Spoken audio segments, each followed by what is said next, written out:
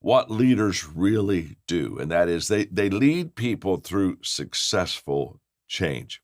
In fact, if you think about it for a moment, that's why you have leaders.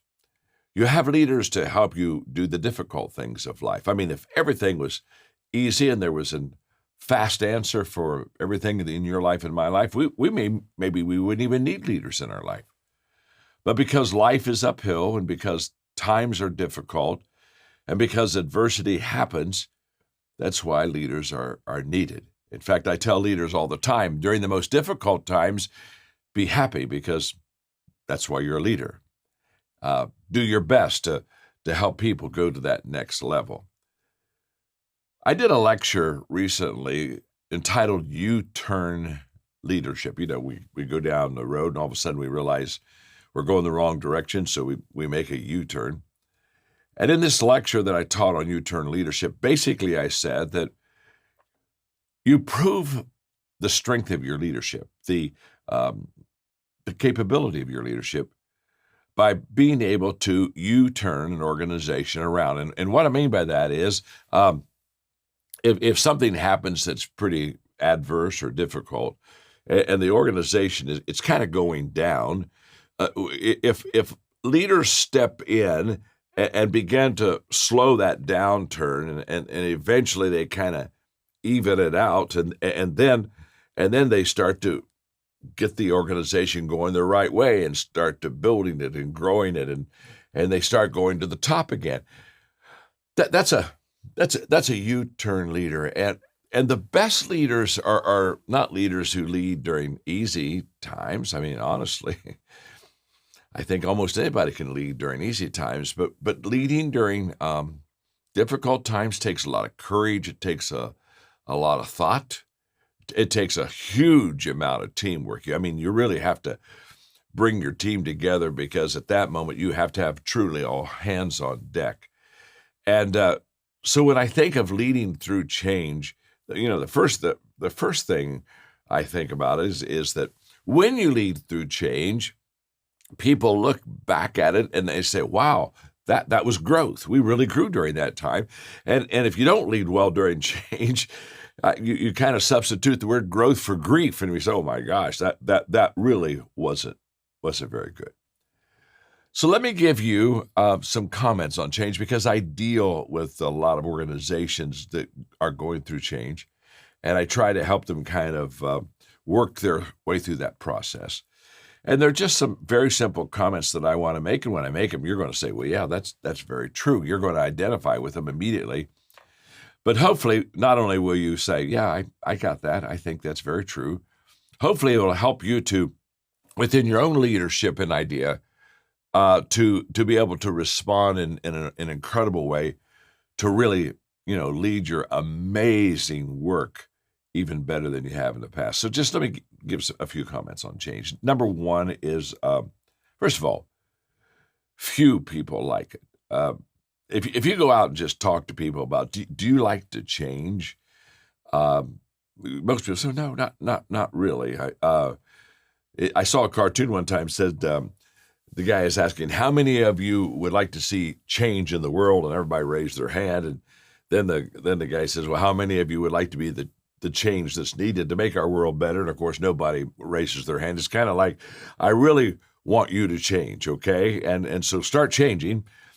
I'm not sure I'm going to make those changes. In fact, one of the things that's interesting in my leadership years that I discovered was that when I used to teach leadership, I would say something like this, that leaders really love change and then followers didn't. It was kind of like leaders were pioneers and they were, they were going into unknown territory and saying to the rest of the team, come on, follow me. And the followers were saying, no, I don't want to go.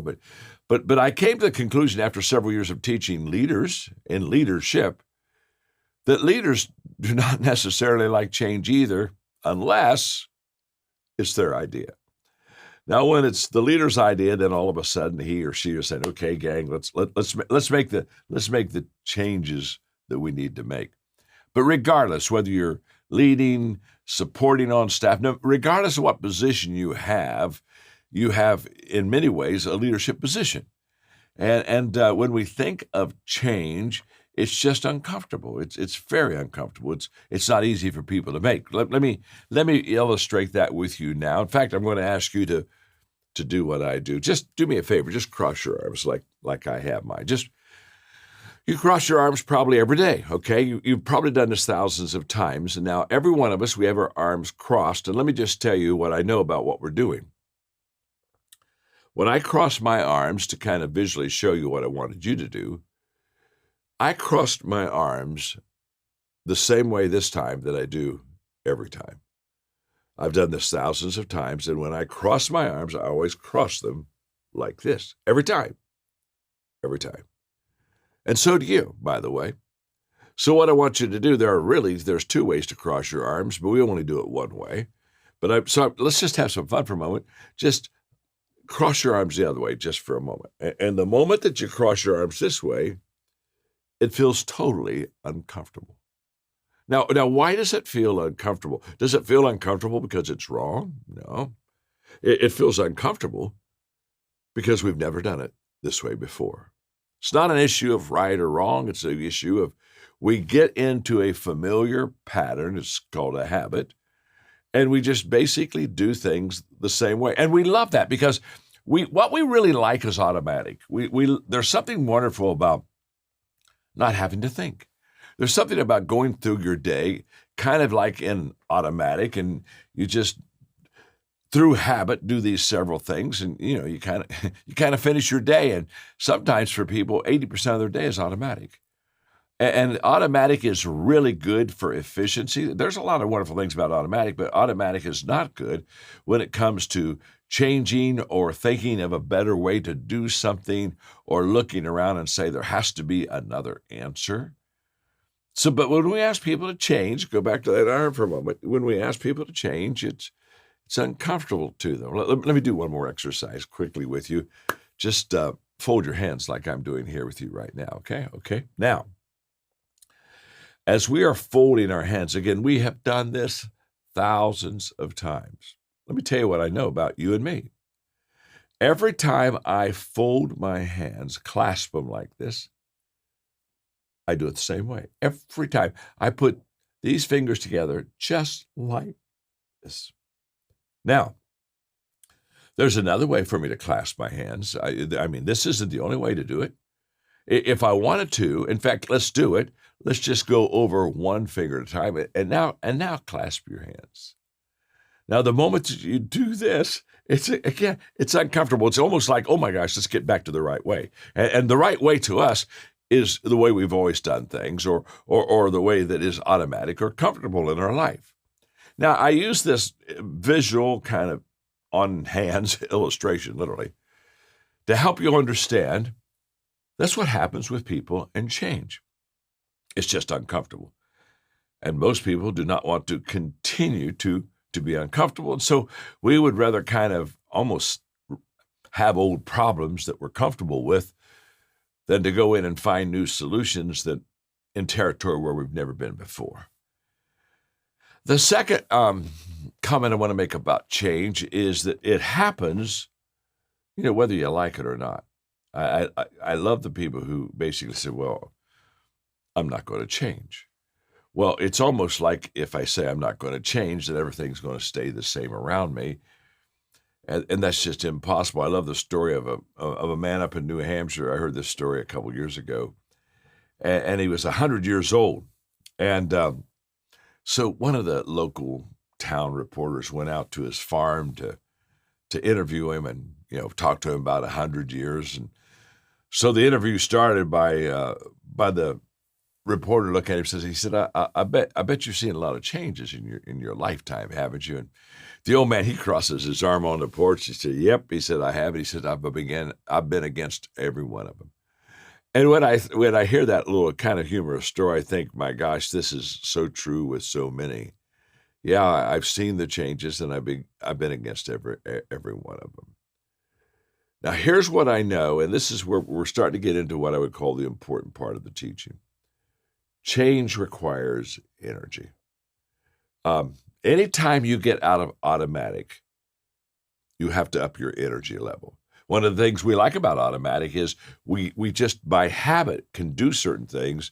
And so therefore, we don't have to expend mental energy, much physical energy. We've kind of got it down. So for us to change, it requires energy. So what I want you to know that if change requires energy, the question is, how are we going to channel that energy? Is it going to be positive or is it going to be negative?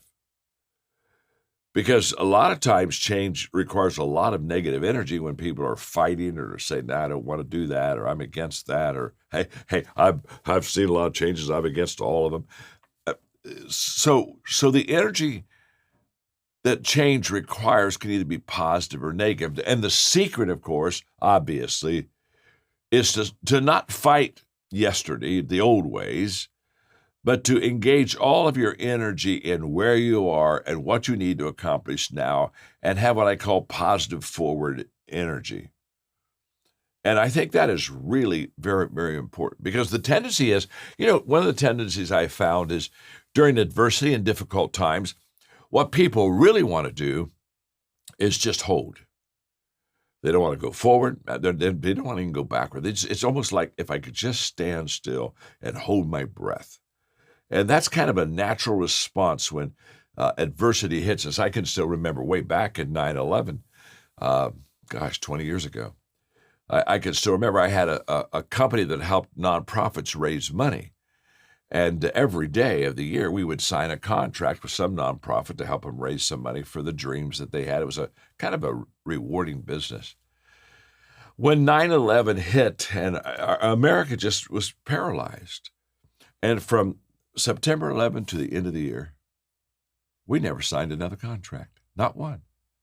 Everybody was just saying, "Oh, I got to wait. I got to see what happened." When COVID hit, oh my gosh, well, let's just hold still. And how long is this going to last? And we just, when you're uncertain and when you have a lot of questions, the tendency is it's almost like if we stand still and kind of don't breathe, don't move, then it's kind of like, oh my gosh, I think we're going to be okay. Okay, there's another comment I want to make about change, and this comment is a leader's comment. This is kind of really down this leadership lane that I want to take you. There are 4 times I've discovered as a leader, there are 4 times when people change. And leaders know this because leaders are change agents. And so they look for these tides. They look for these momentum times where it's kind of obvious that they can change. And the first one is people change when they hurt enough that they have to.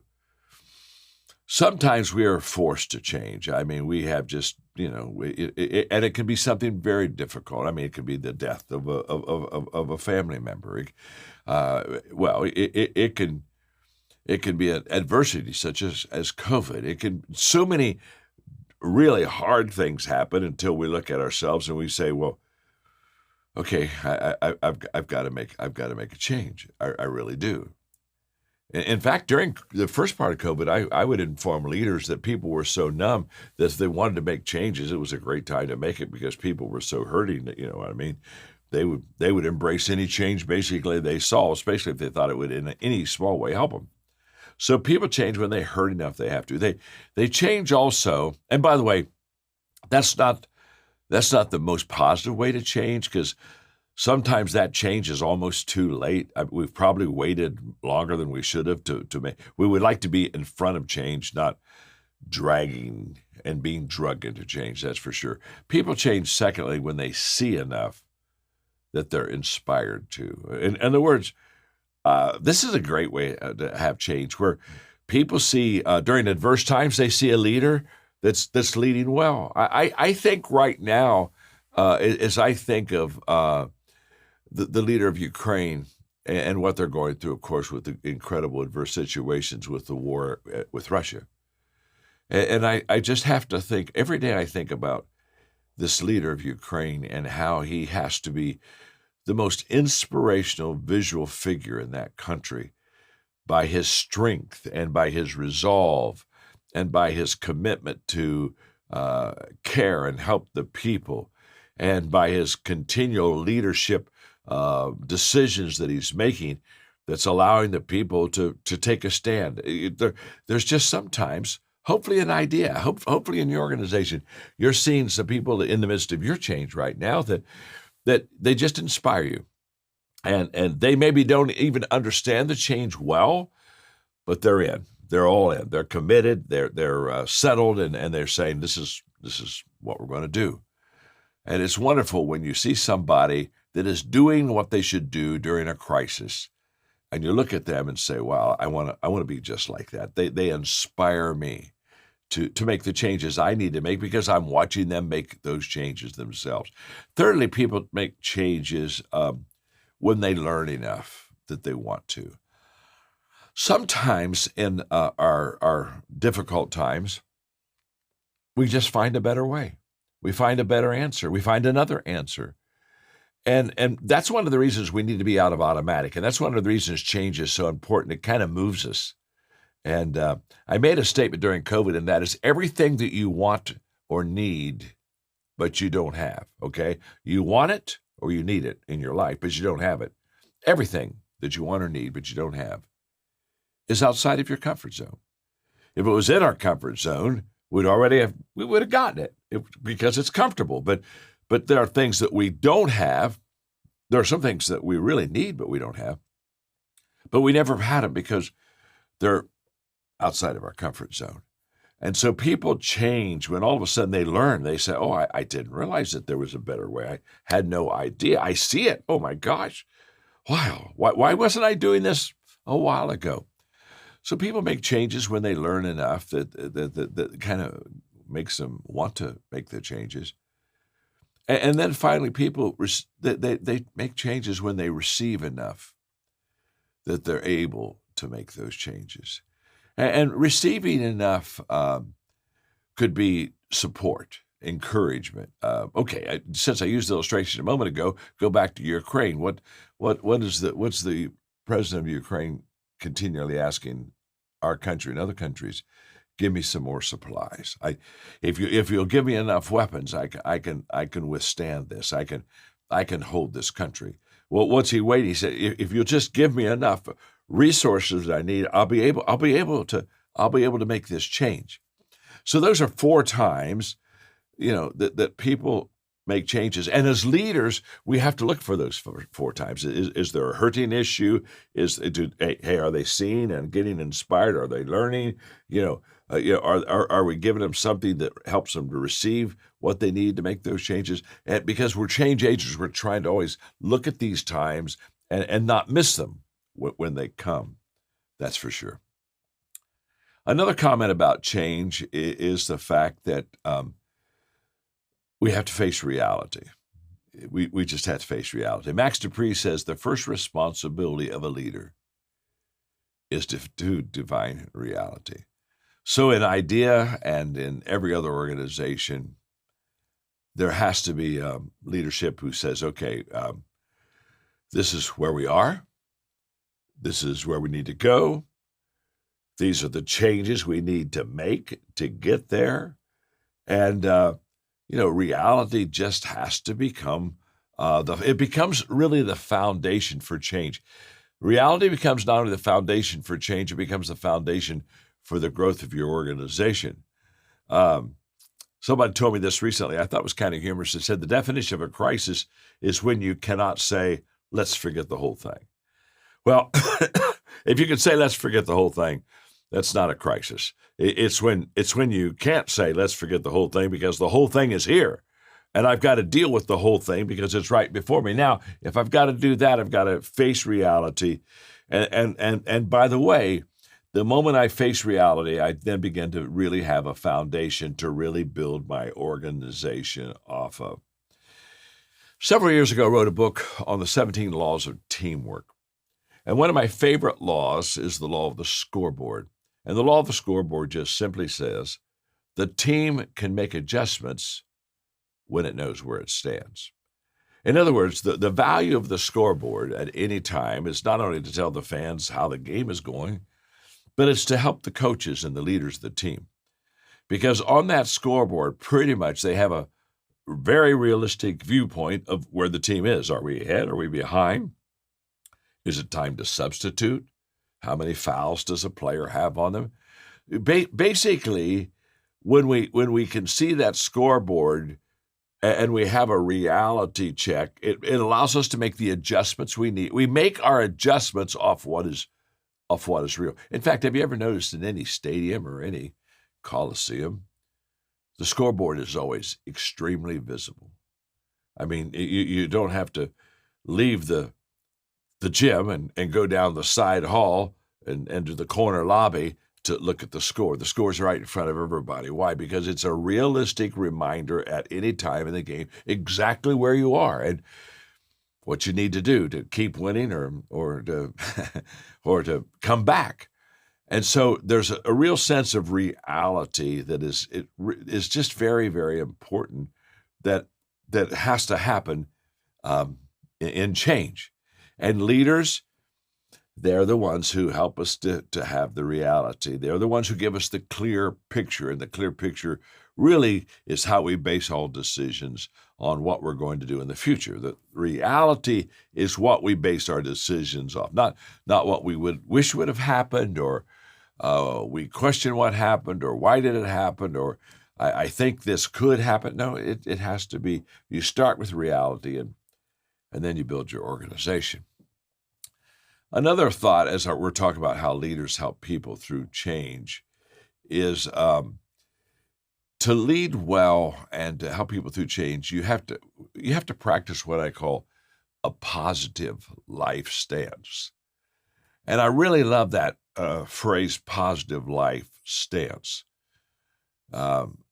because there's something really solid about having a life stance that's positive. And I'll talk about that in just a moment. You see, during difficult times, during adversity, when everything is kind of uphill, attitude is the difference maker. Attitude isn't everything. It never has been. Attitude doesn't replace. If you have a great attitude but you're incompetent, the good news is you're positive. The bad news is you're incompetent. So attitude doesn't replace incompetence. I don't think attitude replaces experience. So attitude, when somebody says, well, attitude's everything, and I said, no, it's not everything. But attitude is the most important thing. If somebody said, what's the most important thing that needs to happen in the idea as you go through the changes that you're going through right now and you're getting ready to go to a greater future than you've ever had before, I would say to you without any question, attitude is essential. And that attitude comes out of what I call that positive life stance. So let me kind of define it for you. A positive life stance is about having daily attitudes. It's about the attitude I have of myself every day.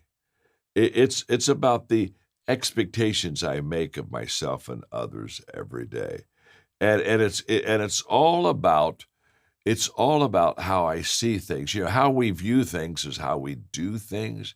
And a positive life stance is I view things and I view people through positivity, just like a negative life stance or negative viewpoint is I see things through a more of a difficult, negative, dark environment. So if our attitude is continually positive, this is a life stance. This isn't like I had a positive attitude for an hour. This is who I am day in, day out. This is a lifestyle, okay? This life stance is a lifestyle. If I have a positive lifestyle, then basically I'm going to view everything in a positive way. Just as if I have a negative life stance or lifestyle, I'm going to view things from a negative standpoint. So several years ago, I built my positive life stance from the statements I'm going to give you right now. These statements really work. I will promise you, if you'll just kind of follow the 5 things I share with you right now, you can develop a positive life stance. In fact, I think what I'm going to give you right now is a case for every person to develop a positive life stance in their life. Here we go. Here's what I know. Number one, I know that life is filled with good and it's filled with bad. Every life, your life, my life. I have some good in my life. I've got some bad in my life. I have some good days. I've got some bad days. I got some things that just are wonderful and delightful. And I have some things that are just ugly and appalling. Okay. So every day it is filled with good and bad. It's a mixture. It's not like, oh, my day was all good or my day was all bad. Okay. The second thing I know in this positive life stance is that some of the good and some of the bad I can't control. It's just life. Now, this is very important because there are some people who think that somehow they can control everything that happens. You see, I can't control what happens to me. I can only control what happens in me. Okay? So there's stuff that happens, just bad stuff that happens to me. It wasn't my fault. I didn't bring it on. But because life has some bad to it, I mean, I have some things that happen to me that are very difficult. I didn't bring it about, and I don't control it. And it's the same thing with good. There's some very good things I've had in my life that I didn't bring that about either, and I don't. So what we have to understand. In fact, I had a mentor one time that just shared with me a great. He said, "John, a problem is something that you can work on." He said, "There are some things, they're not problems, they're just facts of life. And some of them are good and some are bad, but you know, if it's just a fact of life, no matter what you do, it's still going to happen. It's a fact of life." Well, I think that statement number two, there are some of the good and some of the bad I can't control. It's just life. I think that's where my mentor was. So you and I have good things and bad things come in our life. We didn't bring them and we can't get rid of them. It's just a fact of life. The third statement in the positive life stance is this: some of the good and some of the bad will find me. It just will. No matter how fast I run, some of the bad will find me. And every day, some bad finds me, some good finds me. They just kind of seek you out, okay? And that's just the way it is. Again, I didn't bring it to pass. I didn't go after the good or the bad. I just sometimes, ooh, that wasn't what I wanted. Okay, well, it found me. Oh, wow, that was good. It found me. So some of the good, some of the bad will find me. Now we're coming down to the essence of a positive lifespan. Number four, statement number four. If I have a positive life stance, okay, then the good and the bad will become better. That's a fact. In other words, if I have a positive life stance about good things become great things. If I have a positive life stance even about the bad things that happen in my life, the adversity, the difficulty, the changes that I'm having to make.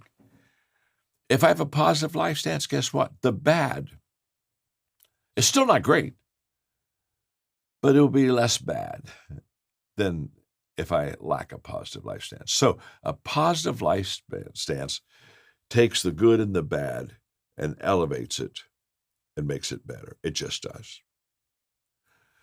Statement number five, if I have a negative life stance, the good and the bad will become worse. They just will. In other words, I didn't bring everything on that comes to my life, but I do control whether the bad and the good get a little bit better by my attitude or the bad and the good become worse because of my attitude. And a positive life stance understands that regardless of what you're going through, if you think correctly, wow, life will get better. If I could do one thing for people, I mean, honestly, that would bring a great change, I would talk to them about having how they think. The great separator between successful and unsuccessful people is how they think. I wrote a book several years ago. It's a very popular book. It's a $1 million+ seller. And the title of the book is just How Successful People Think. And successful people think differently than unsuccessful people. It's just a fact. It's what is. And because they think differently, they receive different results than unsuccessful people. So if you want to really lead well through change, have a positive life stance. This is just huge. I'm going to take a moment. I'm going to go back in. The comments I made about change is few people like it. Secondly, change happens whether you like it or not. There are 4 times that people change. We talked about that. Heard enough, see enough, learn enough, receive enough. Number 4, face reality. That's the foundation where we start. Practice a positive life stance. And number 6, be teachable. Be teachable. I saw a sign on a friend's desk one time. I thought it was quite amusing. He said, the sign said, "If I had to do it all over again, I'd get help." I think that sign could be on everybody's desk. If I had to do it all over again, I would get some. I would get some help in my life. So let's talk for a moment about being teachable, because I think this is just absolutely huge. People ask me sometimes, what's the leader's most important quality? And I think for me, the most important quality that I can have as a leader, that you can have as a leader, is humility. And the reason I think humility is so essential is because humility makes me teachable. If I truly am humble, I'm ready to learn. I'm ready to learn from you. I'm ready to ask questions. I have a learning posture in my life that's very receptive to people speaking into my life. And I want to hear what they have to say, because I know that they're going to help me become more self-aware, and they're going to help me learn, and they're just going to improve my life. And I would just say that during adversity, being teachable is so essential. Every month, I've done this for 40 years, I have what I call a learning lunch, where I ask 7 questions of a person. And I sit down, and for an hour and a half, I buy their lunch. I take notes personally. And one of the 7 questions I ask is, what's the most important lesson you ever learned in your life? And I've asked that hundreds of times to hundreds of different people. And there's one thing that every answer has in common from every person that's different. When I ask them, what's the most important lesson you've learned in your life, they always talk about a time in their life where they had adversity, difficulty. They talk about a time in their life where they had to make a change maybe that they didn't even want to make, but sometimes they had no choice. Remember, they heard enough, they have to. And one day it really helped me. One day I looked at this and I said, wow, this is huge. That in the adversity and the difficulty, that's where they received the greatest lessons. And then I was reminded of what Bill Gates said. He said, success is a lousy teacher. It makes a person think they can't lose. And I thought how true that is. And so when we are teachable, in fact, one of the things I'm teaching right now, and I want to pass this on to you, and that is that we need to keep failure and success together. The failure and success in our life should be just like this. Sadly, people try to separate success and failure. They say, be successful, and oh my gosh, don't fail. Succeed. Don't fail. Get it right. Don't miss it. And we separate success and failure. And that's not the way life is at all. I've never had anybody say, for 10 years of my life, I had all success.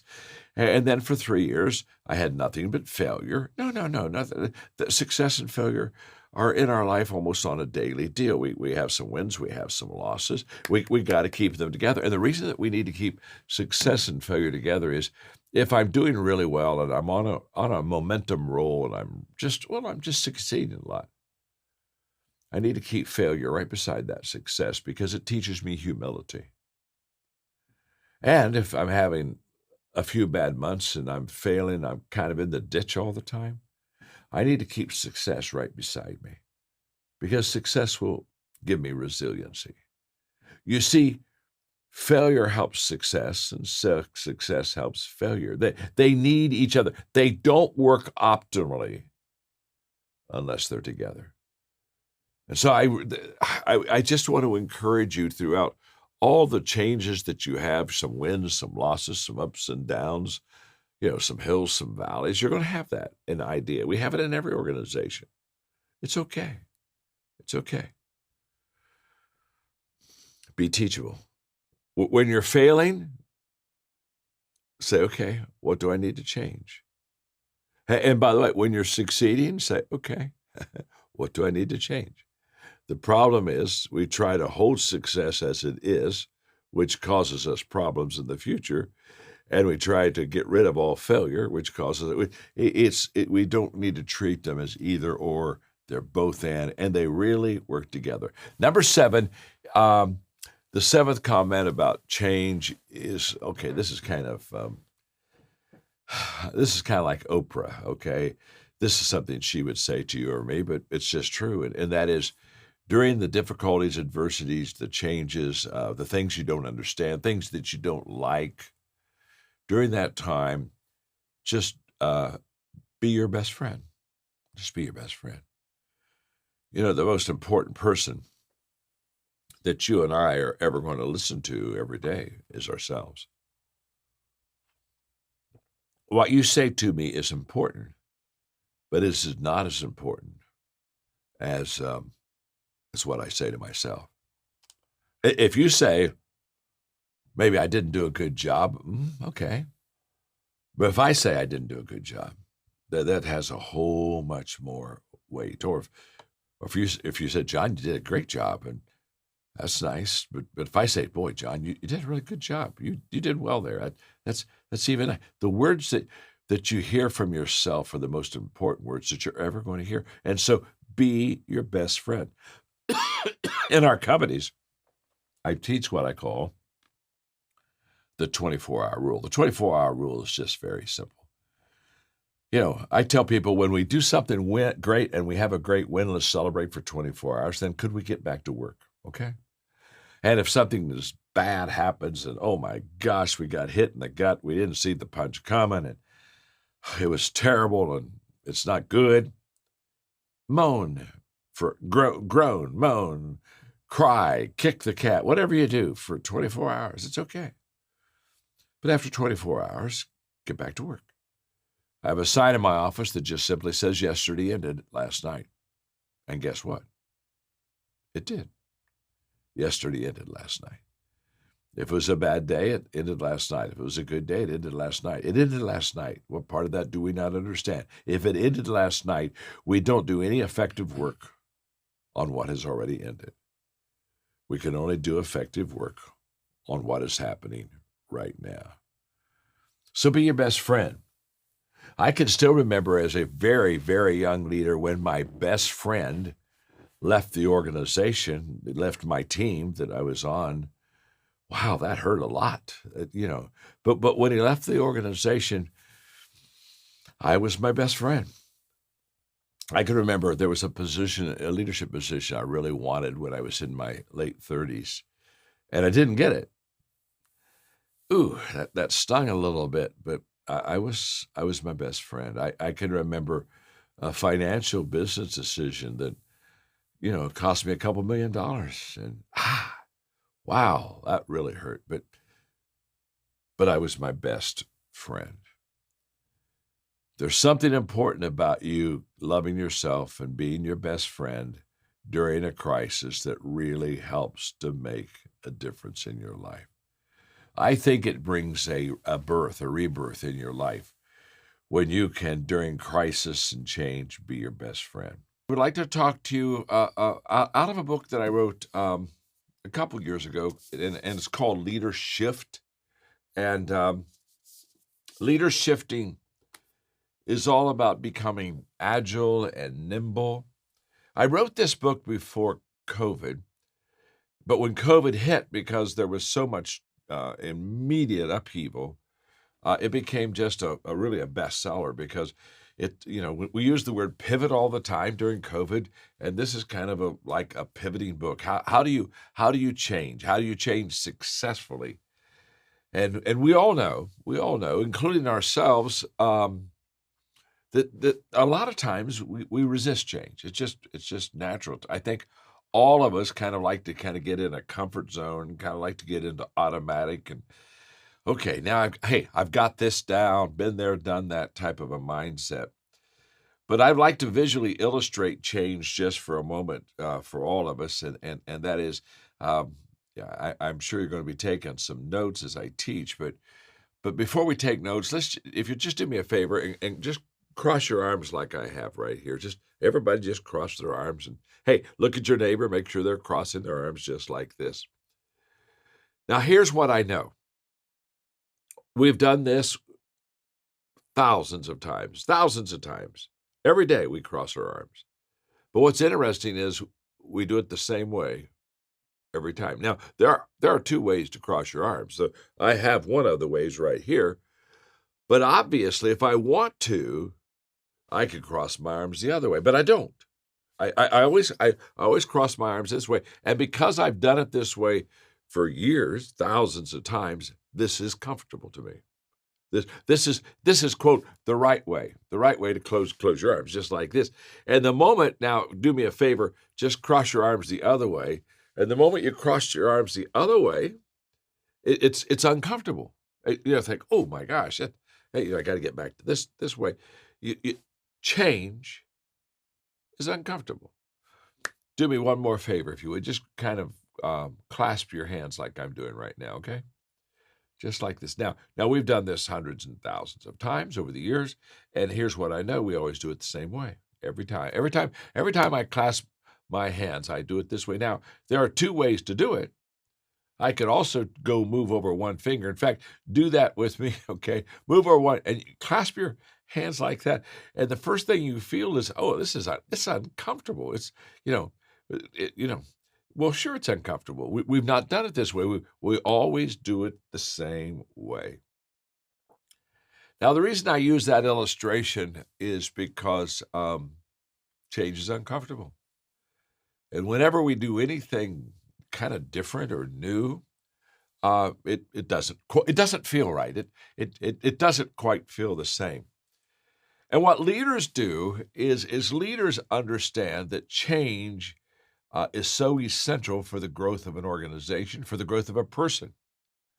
I can still remember, Mark, many years ago. I'm talking about I would have been in my early 30s, and I was sitting at a restaurant having lunch with a mentor of mine in Pasadena, California.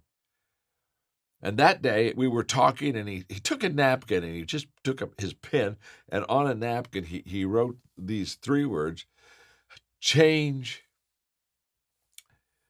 equals growth. That when you change, it's the only vehicle, only possibility of bringing growth into your life. Without change, it's impossible to grow. And that day we had a long lunch, and he talked to me about the importance of change and the importance of how personally it would help me to grow to be the person that I would like to become. But he said, John, you're a leader, and in your organization, again, your ability to help people make positive changes in their life is just going to really grow your organization. So that day, he taught me as a leader how to know when people are most prone to change. Because he talked to me about how change is important and timing is important. And he shared with me 4 things that day. I share them with you quickly. This is not the heart of the lesson. I'm just kind of laying the foundation for how we leadership change correctly and do it right. But he said, John, as a leader, he said there are 4 times that people change. He said they change when they hurt enough that they have to. And we've all been there. We've all been in the situation where we really had no choice. We were just, we were on a dead end. And if we didn't change, we were in deep trouble. And by the way, that day he taught me that if you wait until you hurt enough that you have to, in other words, oh my gosh, I have no choice, I got to change. He said, I want you to know that you're always too late. He said, you've got to make change in your life, in your organization, before you hurt so bad you don't have any choice. He said, if you wait that long, you've missed your opportunity. But change happens, when we hurt enough that we have to. He said also, people change when they see enough that they're inspired to. Now this has a This has a visualness about it, and I like that. He said, John, he said, you be the leader that inspires others to change. And we learn visually. That's how we learn. Stanford research says 89% of everything I know, and probably everything that you know and that you've learned, we learn visually.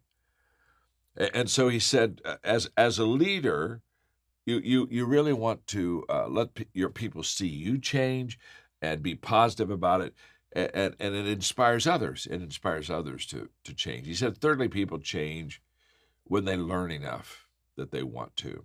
In other words, it's the old, this is really old, most of you are too young to remember this, but it was the light bulb, and I think it was Ford Motor Company, the light bulb would come on and they would have, it's a new idea. When we learn something that we didn't know, sometimes we say, wow, I didn't realize that. And oh, by the way, I think I need to make a change here. I just found a better route to get to my destination.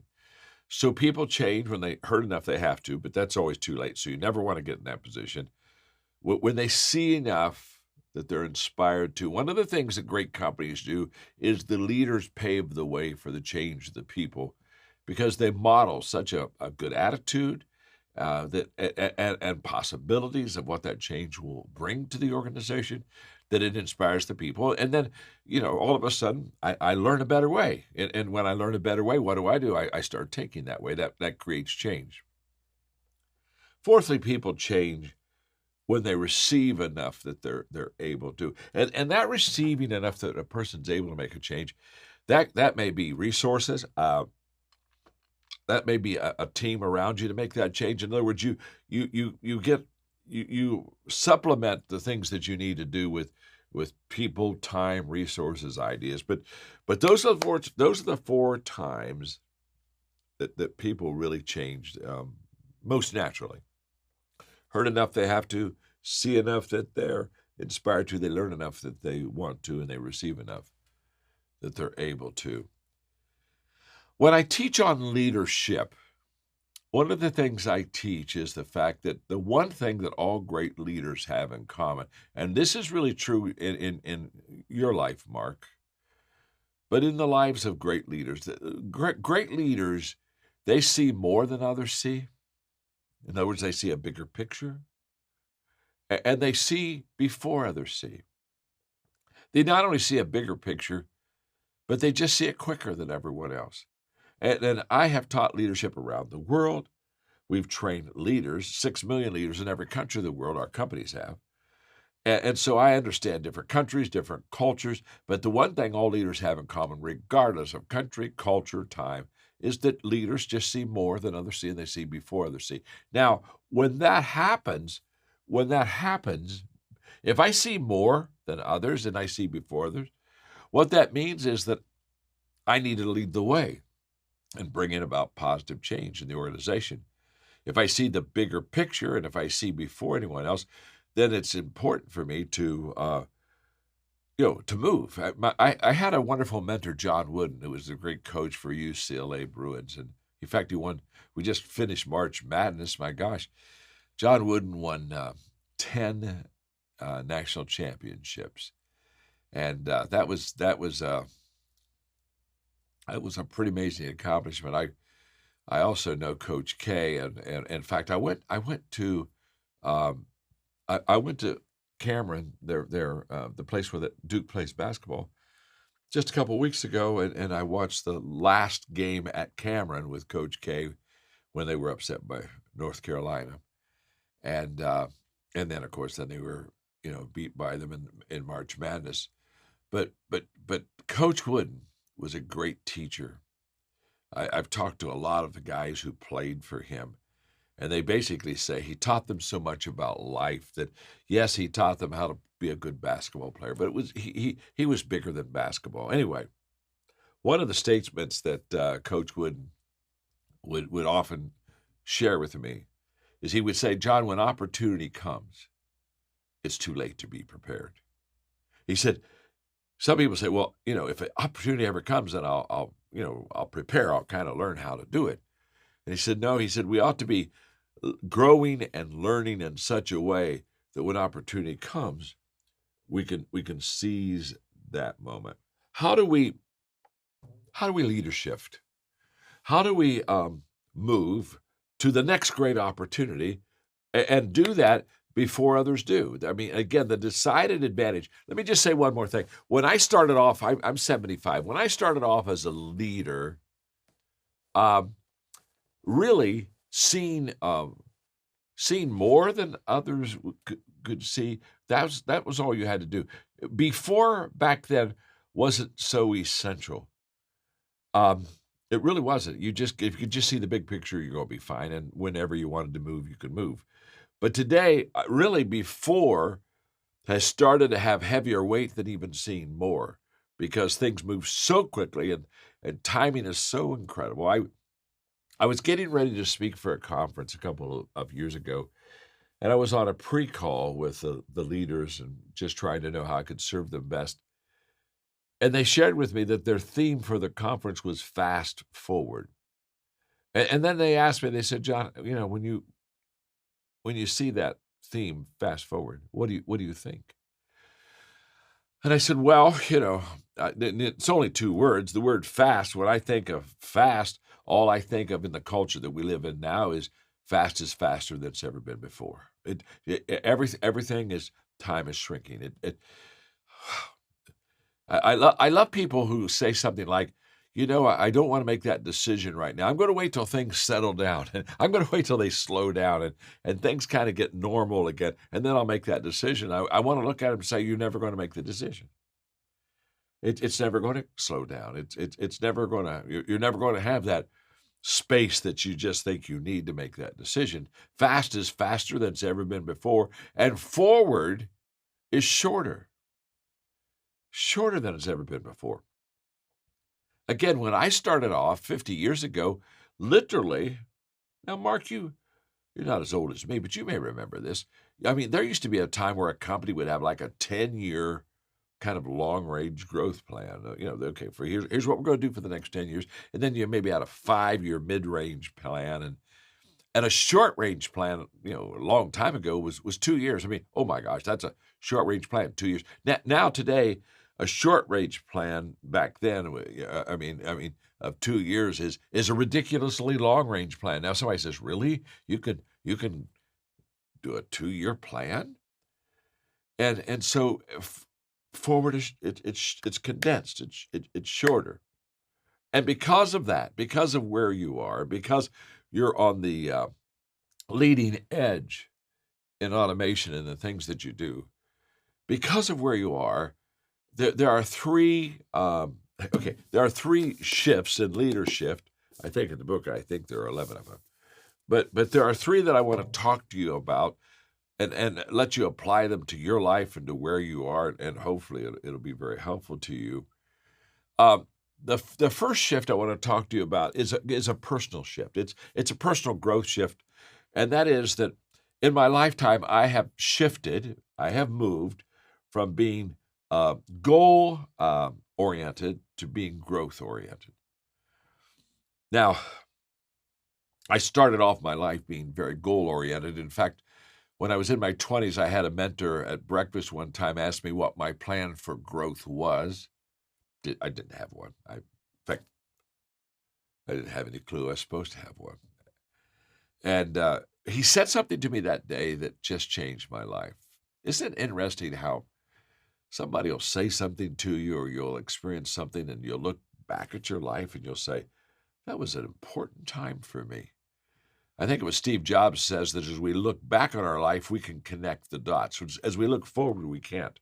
But as I look back, that breakfast conversation at the Holiday Inn in Lancaster, Ohio with Kurt Campmeyer, it was life-changing to me. He said, John, when he found out I didn't have a growth plan, he said, John, growth is not automatic. You don't automatically get better. Just because we go to work every day and do our job every day, that doesn't mean that we're really growing. It means that we're doing our job.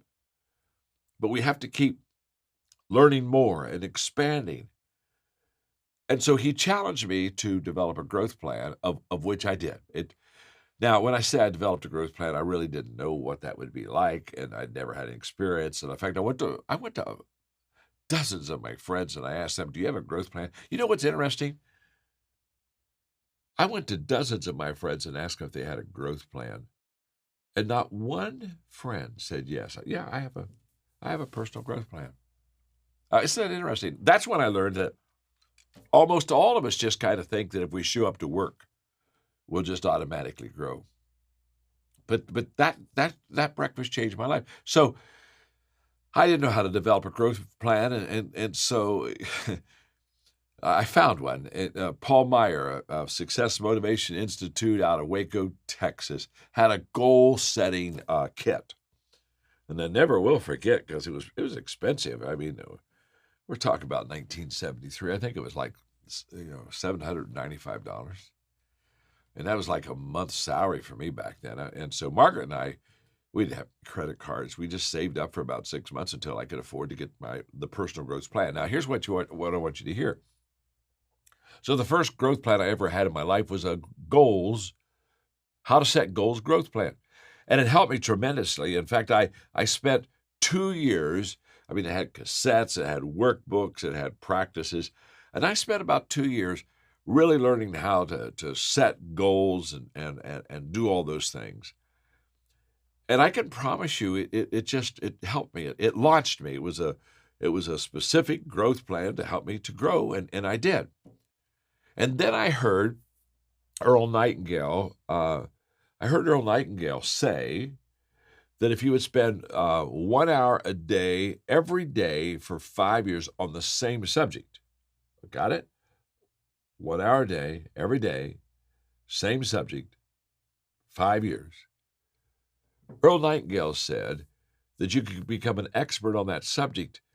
And I was so passionate, even at that age, to learn how to be a good leader. I said, that's what I'm going to do. And so I literally spent an hour every day for 5 years on leadership. I practiced leadership. I talked to leaders. I asked questions. I read leadership books. Had leadership experiences. So what's interesting is, as I went through that process, Earl Nightingale said 5 years, so it's kind of like, okay, I'm going to become an expert on leadership in 5 years. And so, you got 4, you got 3. And I started to do like I was like Cape Canaveral doing a countdown. And then something, Mark, really happened. Just happened. I was doing all this leadership stuff, and right about in the middle of that 5-year span, I was getting better. I was doing leadership better. People were starting to follow me. I could tell that I was becoming a leader. Interestingly enough, the moment I could tell that there was a shift in me, personal growth, we're talking about the shift. The moment I could tell there was growth in me, I quit asking how long will it take. I quit being Cape Canaveral and doing a countdown, 5, 4, 3, 2, 1. And I started asking another question. And this is what I want. I hope I can do a good job right here for the next 30 seconds. This is what I want you to catch. I stopped asking how long it would take, and I started asking, how far can I go? Because all of a sudden I began to see the potential of personal growth. And because I spent 5 years on leadership, all of a sudden I realized that I should not be as goal-oriented as I was. And then what I should be, instead of being goal-oriented, is I should be growth-oriented. And that leadership experience that I had just absolutely made a difference in my life. Now, the reason I say that is we're talking about a shift now from setting goals. Okay, by this time I want to be at this position or title or place or have this much money or whatever it is. I went from being goal-focused to being growth-focused. And then I sat down and I realized that that growth is a journey. It's not a destination. You see, when you think of goals, I run into people all the time that have goals, and I ask them the question, well, what happens is if they hit their goal, then they kind of look and say, now, what do I do? And what I realized is the moment, goals basically say there's a destination to arrive. Growth basically says there's a journey to take. And I've been on this growth journey, for, oh my gosh, I've been on it for 50 years. I'm growing more today. I'm learning more today than I ever have before. And it's very exciting. But what happens is with goals, there's kind of like a finish line. But with growth, honestly, there's just not a finish line. So then I began to ask myself, and this is I never hear anybody teach about this, but I hope this really helps you. I then asked myself, what are the areas that I need to grow in that will help me be better? And I categorize them. For example, if I were you, I'd be asking myself, what are the areas I need to grow in to help my organization get better? Because I tell people all the time, if you want to grow your organization, it's very simple. You have to grow your people. Growing people grow organizations. Stagnant people have stagnant organizations. It's just the fact. So you just kind of need to say, okay, I need to look at myself and say, okay, what do I need to do to bring growth to my team, to the people that I work with right now. I know Mark's asked that question as the leader, and he continues to grow, and he wants more than anything else for every one of you to have that growth also. So what I did is I said there are 5 things I need to do to be really reaching my potential as a person. Now, the 5 things I have aren't going to be your 5 necessarily, but I'm just trying to teach and illustrate to you that if you'll make that shift from just setting goals in your life to being committed to grow in the main areas, in what I call the everyday essentials. What is it that is essential for me every day to do well, for me to be successful in life? And I came to the conclusion, for me, it was 5 things. Communication. I'm a communicator, obviously. Now, that may not be yours, but I said I've really got to learn how to communicate well. I need to learn how to lead well. I need to know how to equip people really well. I need to know how to like build teams, etc. I need to have an incredible attitude, this kind of a can-do spirit that would overcome adversity. And I need to be really strong in relationships. I need to know how to really connect with people. So these 5 areas are the 5 areas in my personal growth area. Now, I've got to be honest with you. Just time out for a second. I'm a believer. I'm a person of faith, and so faith was in there also. But that's not what I'm here for you today. But I sat down and I said, these are the areas that I really want to develop and grow myself. And I committed myself to that, and it was life-changing. It was literally life-changing. People ask me all the time, they say, John, what is your greatest leadership challenge? And I always tell them, my greatest leadership challenge is leading me. It's not leading you. I mean, here I am. I'm doing a little teaching on leadership today, and I'm certainly grateful for this opportunity.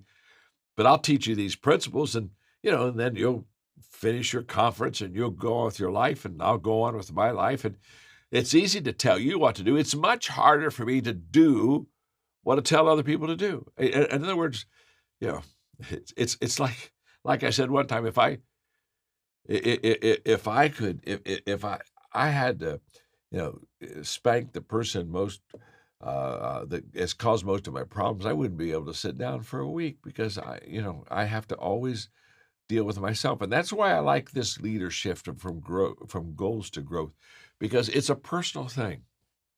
I would challenge you. This would be great, Mark, if the people on your team would sit down and have a discussion on what do we need to grow in to really help our team, you know, uh, really do better.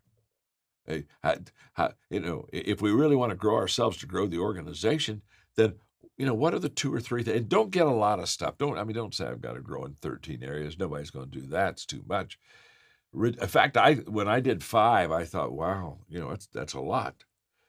And I focused on some more than others at different times in my life. But I just want to really challenge you to make the shift. Make the shift from just setting like goals at this time. I want to achieve this. I'm not anti-goals. I'm not. So understand. But what I am is I'm extremely pro-growth. Here's what I know. If you will take the essentials for success in your life, and you will say, I'm going to commit myself every day to growing in those areas, I will promise you, you will do very well in life. I promise that. In fact, when people ask me, as you look back at your life, again, I'm connecting the dots going backwards. What would you say is has been the secret of your success. I would say unquestionably. My commitment to intentionally grow every day. And remember, we have to be intentional in this because we don't grow automatically. Everything worthwhile is uphill. So it takes effort, it takes energy, it takes time. So when I made a commitment, when Kurt Kattmeyer at breakfast at the Holiday Inn in Lancaster, Ohio said, John, growth is not automatic. If you're going to grow, you have to be intentional. I believed him and I practiced that. And I can tell you for 50 years now, I am continually still doing it. Trust me, if you'll commit to personal growth, your family will benefit, you'll benefit, the company benefits, everybody benefits.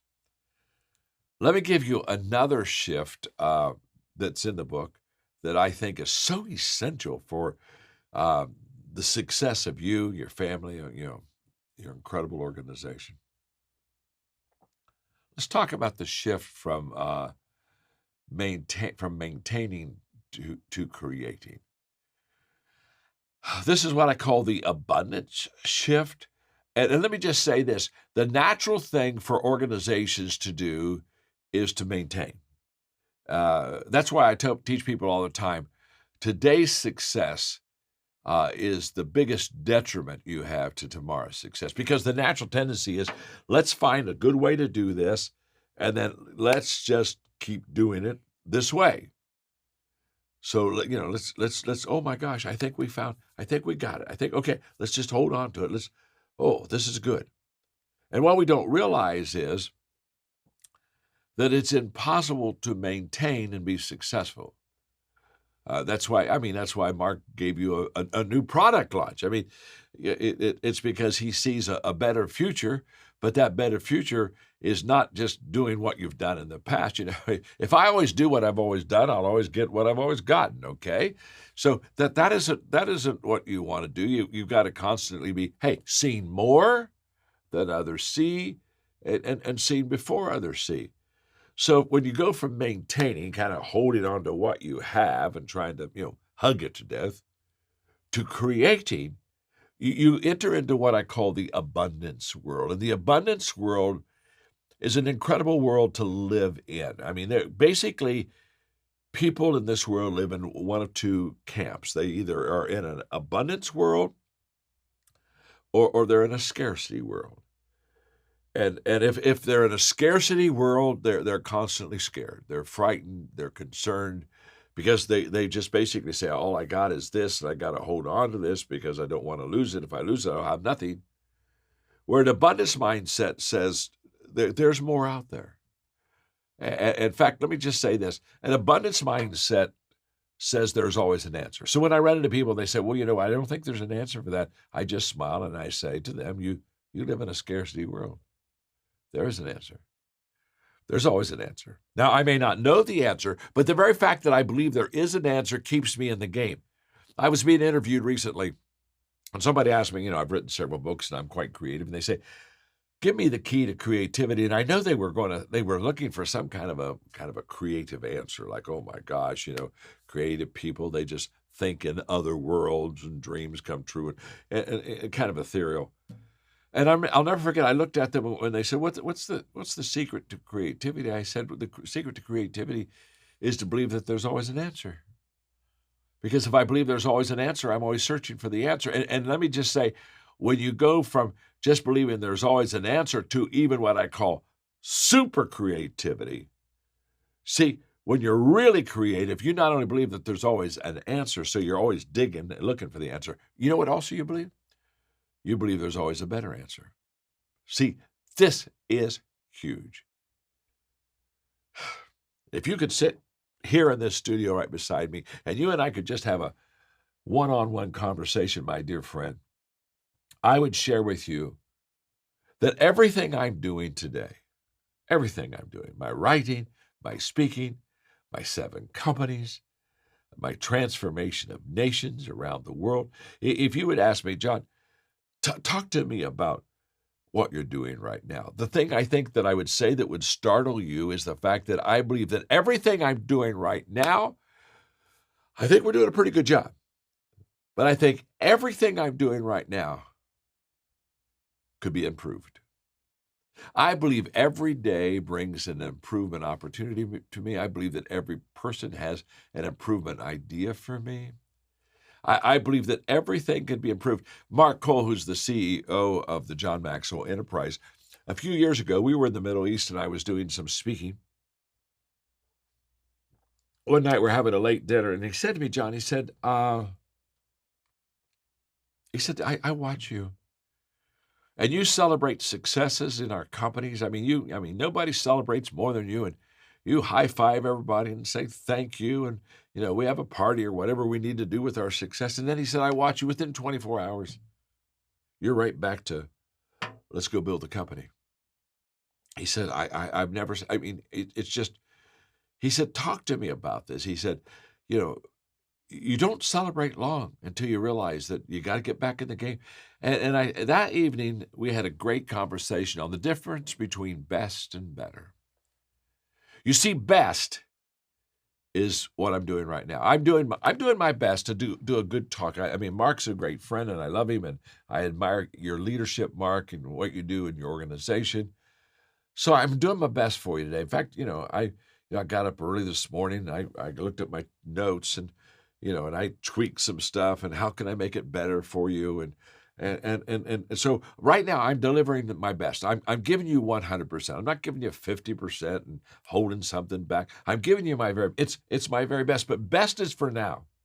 Now, what do I mean by that? That'll mean tomorrow I expect if I give this teaching again to improve it. In fact, I won't settle for what I did yesterday. You see, best is for now. So I take my best and give it to you right now. That's what you deserve. But when tomorrow comes, best is no longer the ceiling, best is the floor. And I'm saying, how can I get better? How can I do better on this talk? How can I help people more learn how to leadership in a better way? In other words, yesterday's best, which is my ceiling right now, is the floor tomorrow that I build on, because there's always a better answer. There's always a better way. I know that. I mean, I've been writing for a long time. Mark talked to you about my books, and I don't know. I've written 88 books. I had a lady the other day tell me I'd written more books than she'd even read. And but by the way, don't get too impressed with that. Think about it. If you've written that many books, the one qualification you have to have is you have to be old. Okay, you if you're young and you're not going to write that many books, you got to be an old person to write all those books. Okay, so that's not that big of a deal. But I remember I would probably had written about 70 books. And at that time, probably my books had sold, I don't know, maybe 25 million copies. And I have a wonderful friend that's been with me on my writing team for many years who I write, and then he kind of wordsmiths, et cetera. And I sat down with Charlie, and I said, Charlie, I think I'm in a rut. And I'm writing, and it's, the books are really selling well, but I think I need to improve. I need to learn another way to write that can make me even a better author than I am today. And I remember Charlie looking at me and saying, John, don't mess with success. Good Lord, look how well everything's going. I said, no, you always mess with success. I can tell you that every organization, every person ought to have a success autopsy every once in a while. You just need to look at that, cut that sucker up and say, this is not good enough. It just isn't good enough. So I found a lady named Laura Morton, and her way of helping somebody write was different than mine. The way I write is literally, and by this true, I have a 4-color pen and a legal pad, and I literally write my books out. I kind of think and write. And Laura said, let's do a different kind of writing. Let's talk and write. And she sat me down one morning for 3 hours and turned on the tape recorder and started asking me questions. And I was answering their questions. She never took her eyes off of me. The tape recorder kept on playing. She just kept on asking questions. I just was talking the book. I was talking the book out. And that evening she would go and she would get it all typed up, everything that was said, and she would begin to form it. And make the long story short, my book, Intentional Living, that was the book we did it on. I talked that book into existence. And it was a different way to writing. When I was talking, I was much more emotional than when I was thinking and writing on the legal pad. And I learned a new way to write. And now I talk my way into writing. I still think my way into writing. I had a whole new dimension. Now, here's what I don't want you to miss. She improved me. I got better. Why did I get better? Because there's always a better way. There's always a better answer. I never assume anything in my life. Never do I assume that I've nailed it and I've got it down. I always assume that how I'm doing it, it's my best. I've given it my best shot. But I never, ever assume, never, that I've nailed it. And so I'm always asking questions, and I'm always seeking out answers, and I'm always saying, no matter what we're doing, we can do better. I have a coaching company that's the largest coaching company in the world. We have 42,000 coaches in 172 countries of the world. And we've only been in existence a little bit over 10 years. And people ask me, how did you become so successful with the coaching company? And I tell them, we have a process. We have what we call a cycle of success. And this just really works. And the cycle of success is very simple. And by the way, it's a cycle, so we keep repeating it. I mean, there are 5 things that we do. And this isn't a journey to success. If it's a journey, honestly, we can pass something and never come back. But when it's a cycle, there's repetition, but repetition with growth. Let me explain to you. The cycle's five stages. First stage is testing. We're always testing.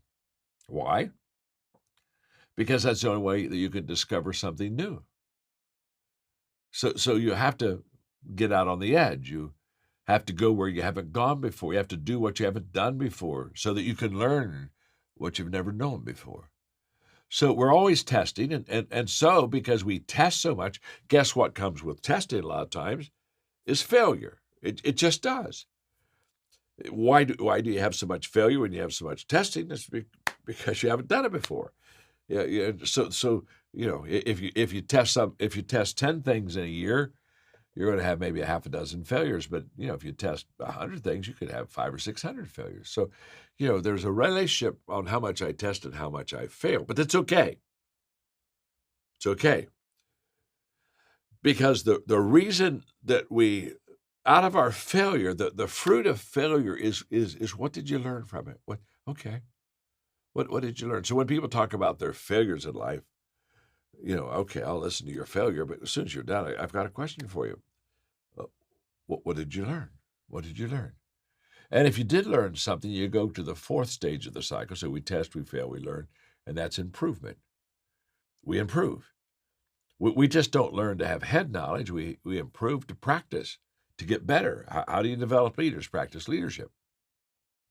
So we've learned something. So now we practice something differently because of what we have learned. So we test, we fail, we learn, improve. And then the last stage of that cycle is then we re-enter. We get back into the game. But as soon as we're back in the game, we're back on the cycle. We again test, fail, learn, improve, test, fail. But watch me visually just for a second. We test, fail, learn, improve, and then we re-enter. And then we test, fail, learn, improve, and then we re-enter. And then we test, fail, learn, improve, and we re-enter. We test, fail, learn, improve, and we re-enter. Now you see what's happening. As we do the cycles, we're not repeating the same thing and getting the same results.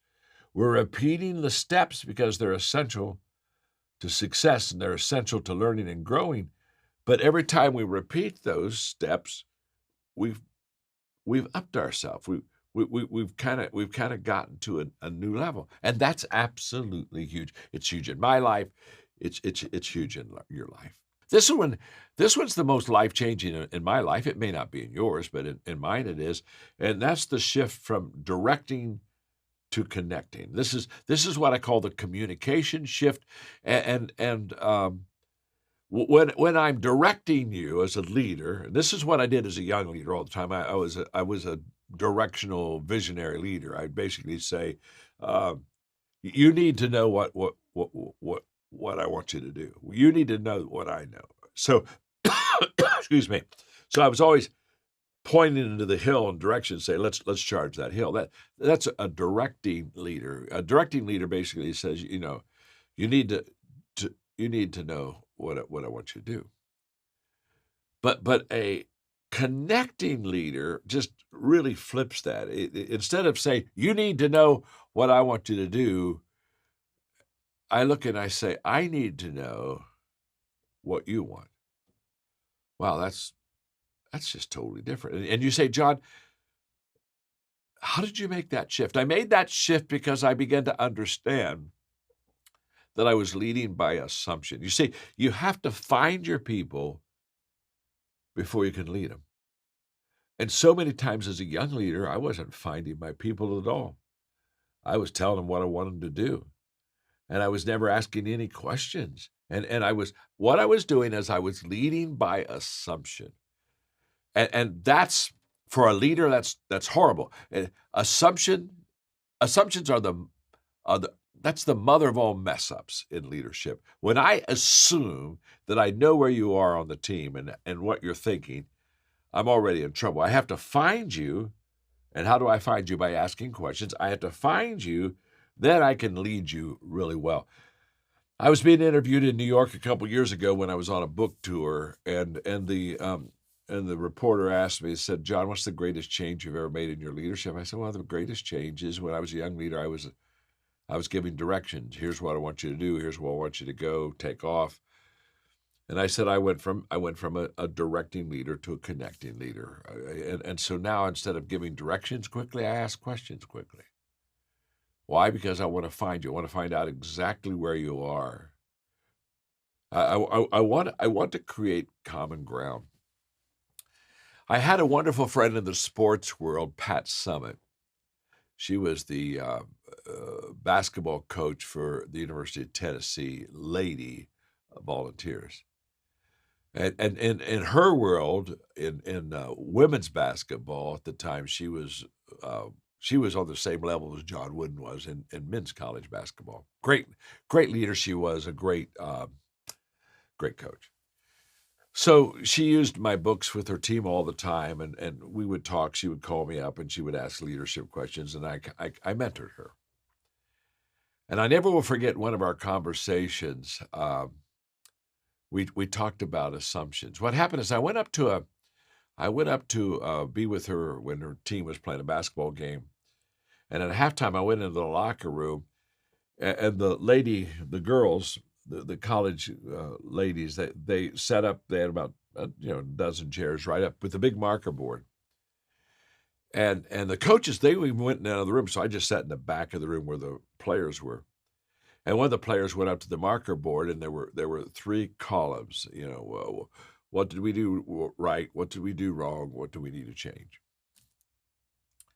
And this fellow basketball player looked at her teammates and said, okay, let's talk about what did we do right the first half. And they listed some things they did really well. What do we do wrong? Okay. They listed some things. And then she went over to the change. What do we need to change column? And these girls started talking about the changes they need to make in the second half to win this game. And that exercise, it didn't last long, 5 or 6 minutes. And they were used to it. I could tell they do this exercise all the time. Here comes Pat Summitt in the room, goes up to the board, looks at the 3 columns, makes 2 or 3 comments, sends the team back out on the floor. They win the game. Now Pat and I are having a late dinner. And I said, you got to talk to me about the halftime and what do we do right? What do we do wrong? What do we need to change? And here's what she said. She said, as a leader, as a young coach, she said, I wasn't successful almost for the first 2 years. I could tell I wasn't going to be a great coach. My team, they weren't winning. And she said, I kept asking myself, what am I doing wrong? And at almost the end of the second year of her coaching, she said, John, I came to the conclusion that I was leading by assumption. That basically I was assuming that my girls on my team, they knew certain basketball basics. And so therefore she said, because I assumed I was coaching them from my thoughts and my perspective, not theirs.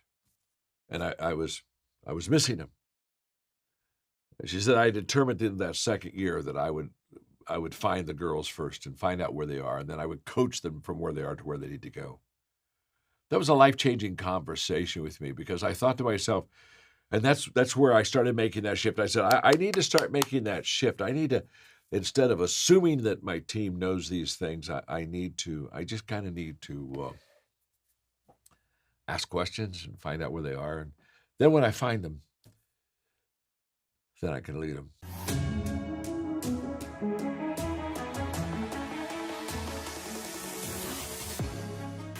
Welcome to the Maxwell Leadership Executive Podcast, where our goal is to help you increase your reputation as a leader, increase your ability to influence others, and increase your ability to fully engage your team to deliver remarkable results.